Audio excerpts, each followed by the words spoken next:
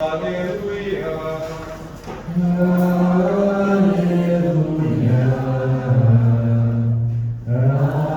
Aleluia. Esta casa eu escolhi e santifiquei, para nela estar meu nome para sempre. Aleluia.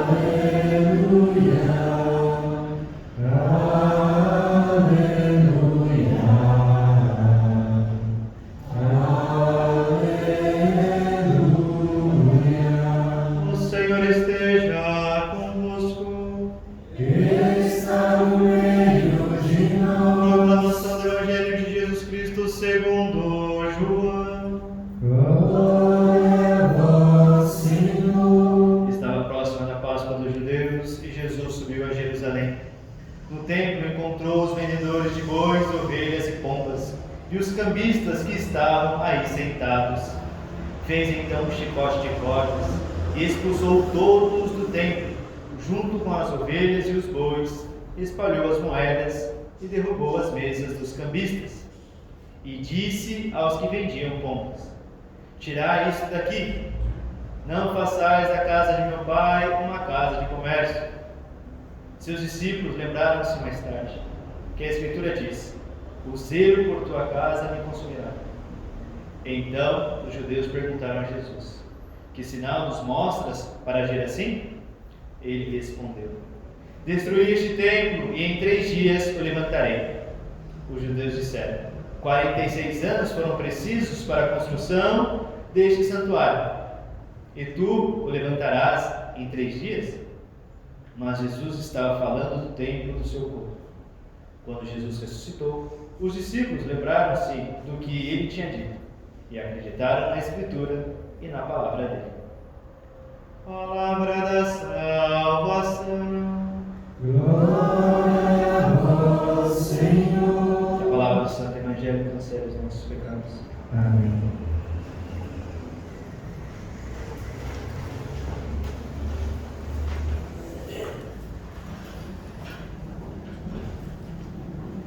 Para falar nessa festa de hoje, a dedicação da Basílica do Latrão, precisamos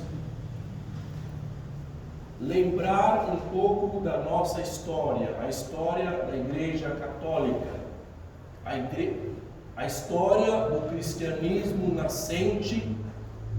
Claro que só existe aí a Igreja Católica nos primeiros séculos. E interessante que lá por volta do ano 165, aí ainda no segundo século, temos o testemunho de São Justino. São Justino, que foi morto, martirizado em Roma, é um catequista. Se diz, que ele foi traído, foi, como diz aí no população aqui nas nossas favelas, diz assim, dedurado, não sei, alguma coisa assim, do gênero. Ele se converteu, era um filósofo, tinha uma escola de filosofia em Roma, se converte e se torna um catequista, mas um grande catequista. Então nós temos como obra de São Justino as 2 apologias, primeira e segunda, e o diálogo com o judeu Trifão, que está traduzido pela Paulus. Então, São Justino, quando é pego, é preso, é levado a um interrogatório. Então ele é inquirido sobre como que os cristãos se reuniam. E ele responde, o prefeito rústico, que era o representante do império preposto, vai dizer: onde que vocês se reúnem? Justino responde: qualquer lugar, nas casas.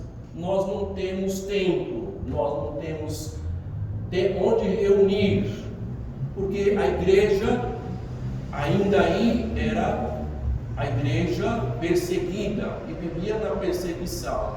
Somente no século IV, quando se converte Constantino, imperador, se torna cristão, embora tenha recebido o batismo somente quando estava no leito de morte.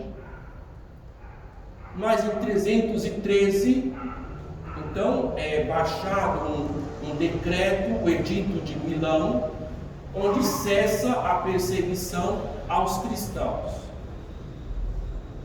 E aí, em 324, quando fica pronta a igreja do Latrão, que nós estamos celebrando hoje a sua dedicação, ela é dedicada como igreja mãe de todas as igrejas do Ocidente. A igreja mãe, a igreja, primeiro Santíssimo Salvador, depois por causa do batistério, chamada Latrão, Laterânia São João de Latrão, porque o batistério levou o nome, era de São João Batista, então se faz referência a São João Batista.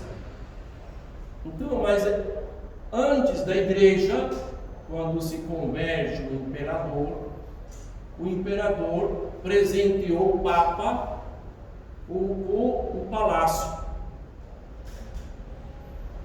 E aí foi construída a igreja, que é dedicada em 324. Agora, por que lembramos isso?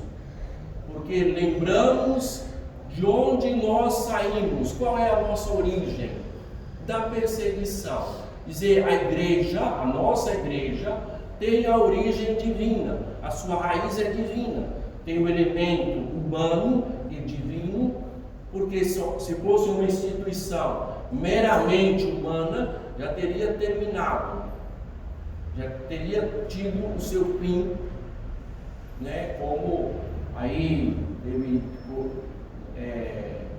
proclamações na história, o final da igreja. E agora, interessante que no mês passado, quando foi beatificado Carlo Acutis, em Assis, um menino italiano, nasceu em Londres, de pais italianos, que foi beatificado, alguém escreveu, a igreja vive. Dizer, a igreja sempre vive, sempre viva, quando muitos já até se proclamaram. E agora, né, em 2013, recente, né, quando teve a renúncia do Papa Ratzinger, Bento XVI, aconteceu a sua renúncia. Então teve gente no Brasil de algumas seitas, não vou falar o nome, né, por elegância do Padre Simeão, não digo o nome, e dizia, olha aí, acabou, finito. A igreja vive. Então a memória de hoje, Jesus que chega a Jerusalém, e aí o Evangelho vai dizer, estando próxima